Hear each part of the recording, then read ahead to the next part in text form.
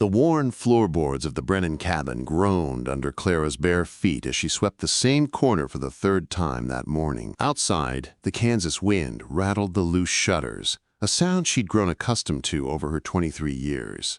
The broom's bristles were nearly gone, much like everything else in this place. Worn down to nothing, barely holding together. "Clara!" Her father's voice boomed from the front room, thick with last night's whiskey. "Get in here, girl." She set the broom against the wall with practiced care and smoothed her patched calico dress before stepping into the room. Thomas Brennan sat slouched in his chair, an empty bottle at his feet and playing cards scattered across the table. The acrid smell of tobacco and stale liquor hung heavy in the air. "Yes, Pa. That McCarty fellow's coming by this afternoon." He didn't look at her, just studied his hands as if they held answers to questions he'd never ask. "You make yourself presentable." Clara's stomach tightened. "Not again. Pa, you said last time." "I said nothing that matters now." His bloodshot eyes finally met hers, cold and calculating. "Man's willing to take you off my hands. Maybe forgive some of what I owe him from last week's game. But Mr. Hayworth was supposed to." Hayworth found himself a prettier gal in Dodge City. Thomas spat, missing the spittoon by inches. The brown stain on the floor joined a dozen others. "You're getting long in the tooth, Clara. Can't be picky." Her hands clenched in her skirt. Mr. Hayworth had courted her for months, brought her wildflowers, spoken of a small farm near the river. She'd dared to believe him. She'd sewn for him, laughed for him, even let him kiss her cheek beneath the cottonwood tree. Then he'd vanished without a word, leaving behind only rumors and her father's bitter laughter. "How much do you owe Mr. McCarty?" she asked quietly. "Enough that he's interested in alternative payment." Thomas stood, swaying slightly. "You'll do as you're told. Girl, your mother, God rest her soul, would want you settled." The lie burned. Clara remembered her mother's final days. Fevered and calling for the doctor Thomas never fetched because he'd gambled the money away. Margaret Brennan had died whispering apologies to her daughter, sorry for leaving her alone with such a man. "Ma would want me happy," Clara said, her voice barely above a whisper. Thomas's hand cracked across her cheek before she saw it coming. The force sent her stumbling into the wall. "Happy?" he sneered. "You think happiness puts food on the table? You're lucky McCarty's willing to look past your plainness. Lord knows you've got nothing else to offer." Clara touched her stinging cheek but didn't cry. She'd learned years ago that tears only made him angrier. "Yes, Pa." "Good. Now get yourself cleaned up and pin your hair different. Try to look less like a scarecrow."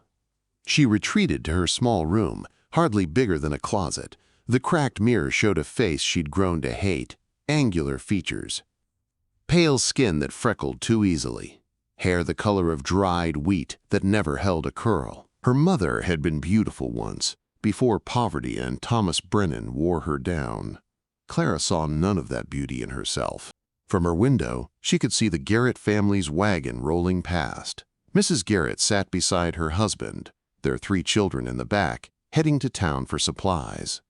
A normal family. A loving family. Clara pressed her forehead against the cool glass and wondered what that felt like. By afternoon, she'd changed into her least mended dress and tried to tame her hair. When Samuel McCarty arrived, she served coffee with steady hands while the men discussed her like livestock. "She's a good worker," Thomas was saying. "Knows her place." Quiet-like. McCarty, a man of 40 with graying temples and hard eyes, looked her over the same way he might appraise a horse. Bit scrawny. "Can she have children?" "Her mother birthed 5 before the fever took her." "Clara's got the hips for it." She stood silent against the wall, present but invisible, as they negotiated her worth. McCarty owned a failing general store and needed someone to work it without wages. A wife would do nicely. "I'll think on it," McCarty said, tipping his hat. "Got other options to consider." After he left, Thomas turned on her. "You stood there like a fence post. Would it kill you to smile?" "You told me to be quiet," Clara said carefully. "Quiet don't mean dead." He slumped back into his chair. "We'll see if he comes back. If not, There's always old Pete at the saloon. He's been asking after you. Old Pete was 60 if he was a day, with yellow teeth and wandering hands. Clara's heart sank further. That night she lay in her narrow bed listening to her father's snores and the coyotes howling outside. She thought of her mother's stories about love, how she'd met Thomas at a church social, how handsome he'd been in his soldier's uniform, how he'd promised her the world before whiskey took hold. Clara had watched other girls get courted properly. She'd seen Benjamin Taylor carry Anna Morrison's packages and walk her home from church. She'd seen John Spencer build a house for Mary Patterson before proposing. Those girls had fathers who valued them. Clara was currency, a burden to be traded off. The next morning brought Walter Hayworth to town with his new bride, a petite blonde who laughed like bells and wore a dress without a single patch. Clara watched from behind the church after service, saw how he helped his wife into the wagon, how he looked at her like she held the sun itself. He'd looked at Clara once that way, briefly, before deciding she wasn't enough. "Don't know why you torture yourself," Martha Coleman said, appearing beside her. The pastor's daughter meant well but didn't understand. "There'll be other men." "Other men like McCarty or old Pete," Clara said bitterly. "I'm sure God has a plan." "God's plan seems to involve me being bartered like a sack of flour." Clara turned away, instantly regretful. "Forgive me. I shouldn't speak so." That night, McCarty returned, with a dollar store ring and a proposition. Thomas, deep in his cups, accepted on her behalf. "Congratulations, daughter," he slurred. "You're engaged. Wedding's next month." Quote, Clara looked at McCarty's weathered face, his calculating eyes, and felt nothing. "Thank you," she said flatly, because what else was there to say? After he left, Clara stood on the porch beneath the endless Kansas sky. Somewhere out there were women who married for love. Women whose fathers protected them instead of selling them. Women who were treasured. "I have never known love," she whispered to the stars. The wind carried her words away into nothing, just like everything else in her life. The next weeks passed in grim preparation. Clara sewed her wedding dress from flour sacks, bleached white as she could manage. The women in town offered tight smiles and pitying looks. Everyone knew Thomas Brennan's debts. Everyone knew why Samuel McCarty suddenly needed a wife. "You're fortunate," Mrs. Henderson told her, fitting the makeshift dress. "Many girls your age are already spinsters. McCarty's a decent man, works hard, doesn't drink much." Clara nodded, letting them convince themselves this was a blessing, but at night she dreamed of somewhere else. Somewhere far from Kansas, from debts and loveless arrangements. Somewhere she might be more than a burden. The week before the wedding, she made her decision. She would go west. She'd heard of wagon trains heading to California and Oregon. She could work, cook, clean. Anything was better than becoming McCarty's unpaid laborer. She had no illusions about finding love. That dream had died long ago. But maybe she could find peace. Under cover of darkness, she packed her few belongings, her mother's Bible, a threadbare shawl, and all the courage she had left. Come morning, Clara Brennan would disappear into the vast American frontier, carrying nothing but her will to survive and the faint hope that freedom might feel a little like love. The wagon train stretched like a dusty serpent across the prairie, 23 wagons strong, heading west toward promises none of them could guarantee.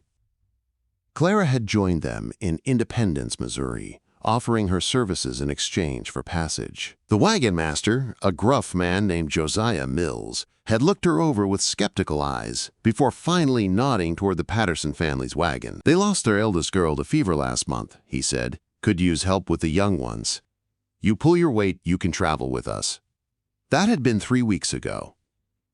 3 weeks of endless plains, choking dust, and bone-deep exhaustion she'd never known in Kansas.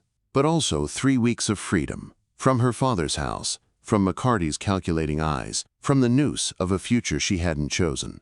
The Patterson family was kind. Eugene and Dorothy, both in their 40s, and their 4 remaining children ranging from 6 to 14. They treated Clara fairly.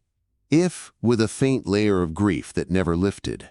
Dorothy's voice still caught when she looked at Clara working in what had once been her daughter's place. "You're doing fine, dear," she'd say softly, patting Clara's shoulder. But Clara could always hear the unspoken words.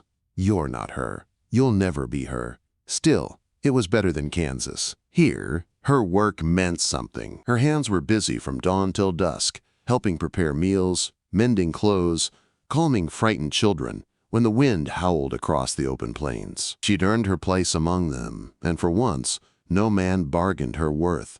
Each night the train formed a circle for safety, wagons drawn tight and fires built in the center. Clara helped stir stew over the flames, listening to laughter drift between families as if the vastness of the prairie couldn't swallow them whole.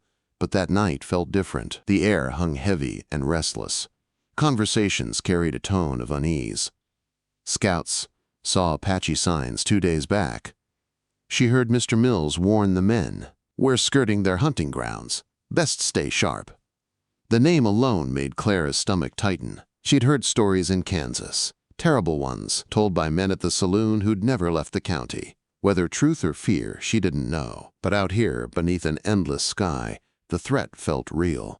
She pulled her thin blanket around her shoulders that night, lying under the Patterson wagon. Sleep came slow. When it did, it brought strange dreams of hoofbeats in the dark, of arrows flying silent, of faces she couldn't see. The next morning dawned clear and golden. The world seemed to have forgotten its dangers. The children ran ahead of the wagons, laughing as prairie dogs scattered into their burrows. Dorothy smiled for the first time Clara could remember.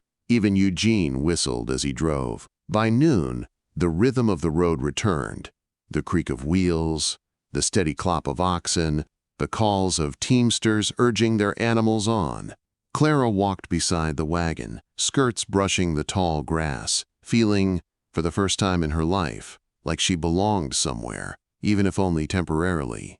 That evening, around the fire, she sat sewing by lamplight while the Henderson family played their fiddle. A few of the younger couples danced, boots scuffing the dirt, laughter echoing into the dark. Marriage talk drifted among the women. "James tells me every day how grateful he is that I agreed to marry him," said Sarah Morrison, her hand resting proudly on her swollen belly. "Can you imagine? Grateful to me." The women laughed and shared stories of their proposals, of wedding nights and tender beginnings. "What about you, Clara?" Mary Stewart called over. "You must have had suitors back in Kansas. Pretty girl like you." Clara forced a smile. "I was too busy helping my father. Never had much time for courting." "Well," Mary said kindly, "plenty of men in California. You'll find someone yet?" Clara nodded and returned to her stitching, but her hands trembled. These women spoke of love as though it were inevitable, as natural as breathing, as certain as sunrise. They'd been chosen, cherished, wanted. She listened until she couldn't bear it anymore. That night, she lay awake again, staring up at the stars. They seemed closer here, brighter, as if she could reach up and touch them. "I have never known love," she whispered once more, as if the prairie might offer an answer the Kansas sky never did. But the wind said nothing. The next morning, trouble came riding. Clara was washing clothes by the creek with Dorothy when shouts rang out from camp. Men appeared on horseback from the east, 5 of them, hard-eyed and armed. "Bounty hunters," Eugene muttered, grabbing his rifle. "Looking for runaways, most likely." They rode straight into camp, circling slow like wolves among sheep. One dismounted, a tall man with a scar along his jaw. His gaze swept over the gathered families before landing on Clara. "That one," he said, pointing. "The blonde. Matches the description." Clara froze. "What description?" Josiah Mills demanded. "Runaway bride from Kansas," the man said. "Father's offering a reward. Claims she stole from him before lighting out." A murmur rippled through the camp. Clara's heart pounded so hard she thought she'd faint. "He sold me," she thought. "And now he's hunting me, too." "I don't know nothing about any runaway brides," Mills said coolly. "All our people are accounted for." The bounty hunter sneered. "Mind if I ask her myself?" Quote. "I do mind," came Dorothy Patterson's voice. She stepped forward, her chin high, her arm outstretched toward Clara. "This is my cousin's daughter. been with us since independence." "You're mistaken." More women gathered behind her, Mrs. Henderson, Mrs. Morrison, even Mary Stewart. They formed a wall between Clara and the men. The hunter hesitated. He might have faced rifles, but something about that wall of women's eyes, unyielding, united, made him falter. "Maybe so," he muttered. "But if we find out different—" "You won't," Mills cut in, hand resting on his holster. "Now ride on." The men lingered another tense moment before turning their horses and leaving the way they came. When they were gone, Clara's knees gave out. Dorothy caught her. "Whatever you're running from," Dorothy whispered, "it's your business. But you're one of us now. We protect our own." Clara tried to speak, but her throat tightened. It wasn't love, what these people offered, but it was something close. Acceptance, safety. That night, she helped prepare supper with shaking hands. Little Betty Patterson tugged her sleeve.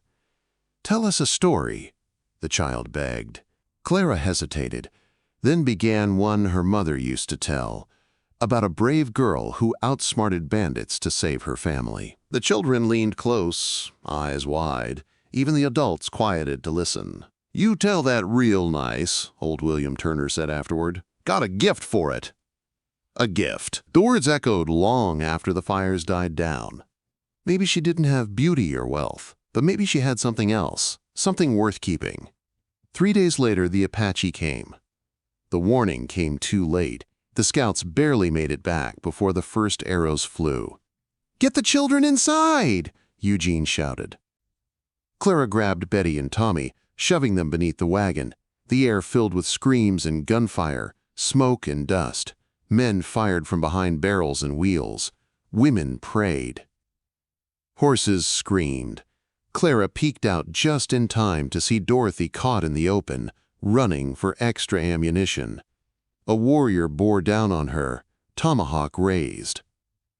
Without thinking, Clara lunged from cover, seizing a cast-iron skillet from the fire. She swung with all her strength, the iron connecting with the warrior's skull. He fell hard into the dirt. "Get back to cover," someone yelled.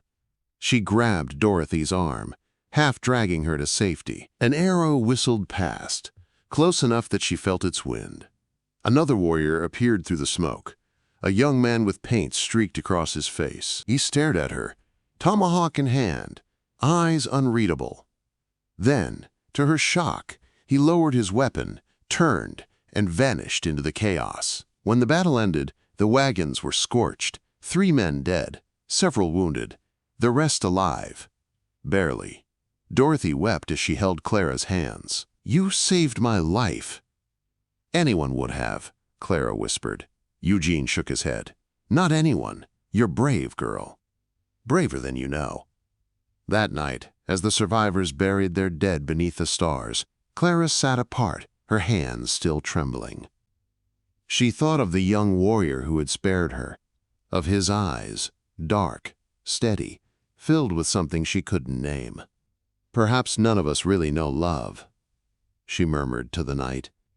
"Perhaps we're all just searching for it." The wind whispered through the prairie grass, soft and endless, and Clara wondered if it was carrying her words to him. The second attack came at dawn. 10 days after the first, there was no warning this time, only screams, gunfire, and the thunder of hooves splitting the morning silence. Clara woke to chaos. Warriors poured through camp, their cries echoing through the wagons, the air filled with arrows and gun smoke. Dorothy's shout cut through the noise. "Get the children, Clara! Run!" Clara scrambled to her feet, heart pounding, pulling Betty and Tommy under the wagon. "Stay down!" she ordered. Eugene fired from behind a barrel, Dorothy beside him, reloading as fast as her shaking hands allowed. But there were too many. Clara saw James Morrison fall, an arrow in his chest. His pregnant wife screamed as a warrior dragged her away. Clara turned just in time to see another attacker charging toward her. She raised the kitchen knife she kept tied at her waist, but then she froze. It was him, the young warrior from before, the one who'd spared her life. He stopped short. Their eyes met in the dust and the smoke. He shouted something in Apache she didn't understand, pointing to the children, then back toward the open plains as if urging her to go. Before she could respond, Eugene appeared, rifle raised. Everything happened too fast. The warrior moved like lightning, knocking the gun aside. The two men grappled in the dirt. Clara screamed, trying to reach them, but when the struggle ended, Eugene lay still. His neck bent at an unnatural angle. "No!" Dorothy's cry tore through the air. She ran for her husband, but other warriors intercepted her. Clara fought, biting, scratching, kicking until a blow to the head dropped her to the ground. When she woke, it was over. The wagons burned. The sky was thick with smoke. Survivors, mostly women and children, were bound and herded together. The rest, silent in the dust. Clara stumbled along with the others, wrists tied, her mind a blur of horror. Every step was agony. Her feet bled through her worn shoes. They walked for hours under the relentless sun, soldiers of grief and shock. As dusk fell, the warriors led them into a valley. Smoke rose from campfires ahead. Clara braced for the worst, but what she saw surprised her. The Apache camp wasn't chaos. It was order. Families, children, elders. Life continuing, calm amid the aftermath of violence. The captives were divided. Some sent one way, others another. Clara tried to stay near Dorothy, but the young warrior, the same one from the fight, took her arm and pulled her aside. She struggled weakly. "Let me go!" she cried. He said something in Apache, his tone soft but firm. He brought her before an older woman, seated outside a round shelter woven of branches and hides. The woman's face was lined with age but calm, her dark eyes sharp. The warrior spoke to her rapidly in Apache. Clara caught one word repeated several times. "Isan, woman." The old woman finally looked at Clara and spoke in rough but clear English. "You sit. You fall down anyway." Clara's legs gave out on cue. The woman, Nalin, she later learned, handed her a water gourd. Clara hesitated, then drank greedily. "I am Nalin," the woman said. "He is Kana, my grandson. He says you are brave, fought for woman, protected children." Clara's throat tightened. "Where are they? The Patterson children?" "Safe. Other family take them." "You rest now," Kana returned, setting down a bundle, food wrapped in cloth, a blanket, strips of soft leather. "For feet," Nalin said simply. "You work tomorrow." Clara stared at the offerings. "Why?" Nalin translated as Kana spoke. "He says you have empty eyes like his sister before she died. Says you know sadness." Clara didn't understand, but exhaustion won. Wrapped in the blanket, she fell asleep beside the fire. The days that followed blurred together. Work, food, sleep. Nalin watched her, corrected her clumsy movements, taught her words. The other women mostly ignored her, though some watched with curiosity. Kana kept his distance but appeared each evening, bringing food or small items. A piece of fruit, a polished stone, once a wooden bird he'd carved by hand. "Why?" she asked one night, holding the carving. Nalin translated his words. He saw white man's cage bird once. Pretty but sad. "You same. Have wings, no sky." Clara's eyes stung. "I'm not beautiful." Kana frowned, answering sharply. "He says," Nalin smiled faintly, "you speak lie. Beauty is not just face. There's courage, spirit. You have both." That night, Clara held the bird to her chest as she fell asleep. For the first time since Kansas, she dreamed without fear. Weeks passed. The camp came to accept her in small ways. The women taught her to grind corn, to tan hides, to gather herbs. Kana taught her to track, to move quietly, to see what others missed. He was patient, never forcing, always guiding. But not everyone approved. Some warriors muttered that she was a curse. One night, a man named Kuruk shouted that Kana dishonored his people by keeping her. The argument turned into a fight, fists and fury in the firelight. When it ended, Kana stood bloodied but unbowed. The chief spoke, his tone final. Clara didn't understand all the words, but Nalin explained later. Cana claim you, his woman now, his choice. Clara's world tilted, claimed, but not owned. The difference was in the way Cana looked at her, not as property, but as someone he'd chosen to protect, not control. That night, she couldn't sleep. She turned the turquoise bead he'd given her over and over in her hand. No man had ever given her anything without expecting something in return. For the first time, she wondered what it might mean to be loved. The seasons turned. Clara learned Apache words until her thoughts came in both languages. Her skin darkened under the sun. Her hands grew strong. She became part of the rhythm of the camp, fetching water, grinding meal, tending fires. But peace was short-lived. One morning, scouts returned with grim news. Soldiers to the east, building a fort, cutting deeper into Apache land. The talk around the fires turned to war. Cana's face hardened in a way that frightened her. If they come, he said quietly, I will fight. And if they don't stop, she asked, then we run, again and again. That is our way now. Clara thought of her father's house, the walls closing in on her every day. Running hadn't been cowardice, it had been survival. Maybe it was the same for them, but she noticed the way some warriors looked at her now. If the soldiers attacked, she might be seen as a liability, a reason for suspicion, a reminder of the enemy. Maybe I should leave, she told Nalin one evening, if it keeps them safe. Nalin shook her head. You leave, you die. You stay, you live. You are not cursed, child. You are bridge. A bridge between worlds. The thought felt too big for her. The soldiers came before dawn. Gunfire split the quiet morning. Chaos erupted as bullets tore through the camp. Clara ran for cover, pulling children toward safety. Cana appeared. Blood streaked across his arm. Ride with Nalin! He shouted. If soldiers come, go with them. Say you captive. Be safe. I'm not leaving you. You must. But when a soldier grabbed her horse's reins and shouted, We're here to rescue you, she understood the terrible truth. They didn't believe her when she said she wanted to stay. They pulled her from her horse, ignoring her cries, treating her like a victim instead of a woman making a choice. She looked back only once. Cana fought like a storm, against soldiers, against fate.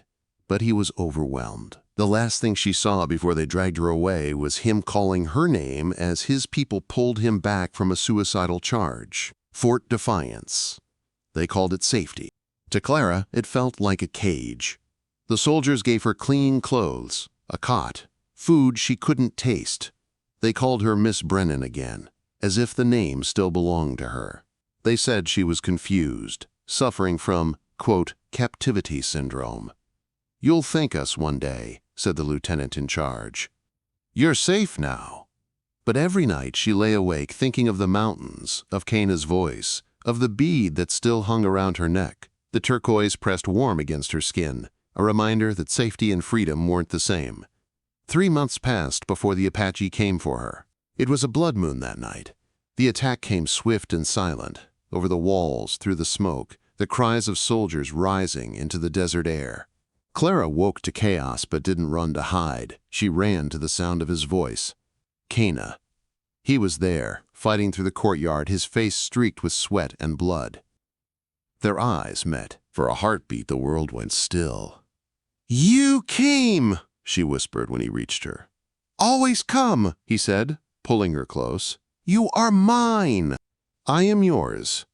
Gunfire roared around them. He pulled her onto a horse, blood soaking through his side where a bullet grazed him. Can you ride? Yes. They broke through the fort's gates into the vast, dark freedom of the desert. Bullets chased them, but none found their mark. Not until they were miles away did they stop. You're hurt, she said, voice breaking. Not bad, he lied, and smiled through the pain. Nalin and others waited in a canyon. When they saw Clara, the old woman's face softened. Took you long enough to come home, she said. Home. Clara helped tend Cana's wound with herbs Nalin had taught her to use. Her hands were steady, her heart full. I kept everything you taught me, she whispered. I never forgot." Kana's voice was weak but sure. "You came back. That is enough." The others prepared to move deeper into the mountains. War was coming now, real and final, but Clara didn't fear it. For the first time, she had something worth fighting for. That night, as Kana rested by the fire, he took her hand. "You know story of moon and stars?" he asked. She nodded. The moon was lonely, so the Creator threw handfuls of light into the sky. He smiled faintly. "Yes, you were moon. Now you have stars." Clara pressed her forehead to his. "I still don't know how to love," she whispered. "Then we learn together," he said. "Love is not knowing. Love is choosing." Outside, coyotes howled to the rising moon. Clara listened, then whispered in his language the words he'd taught her. "Nigasan, my woman." Kana smiled. "Always." The fire burned low, and the desert wind whispered through the canyon like a lullaby. Clara touched the turquoise bead at her throat, the first thing he'd ever given her, and understood at last. She had not been rescued, she had been found. And though the world would never understand, Clara Brennan, who had once whispered to the stars that she had never known love, now knew it in every breath, every heartbeat, every sunrise that found her beside the man who had taught her freedom. Love didn't look like promises or flowers, it looked like survival. It looked like choice, it looked like two souls refusing to let go. As the Apache band rode into the golden dawn, Clara whispered the words again, this time not to the stars, but to him. "I have known love," and the wind carried her truth across the endless frontier.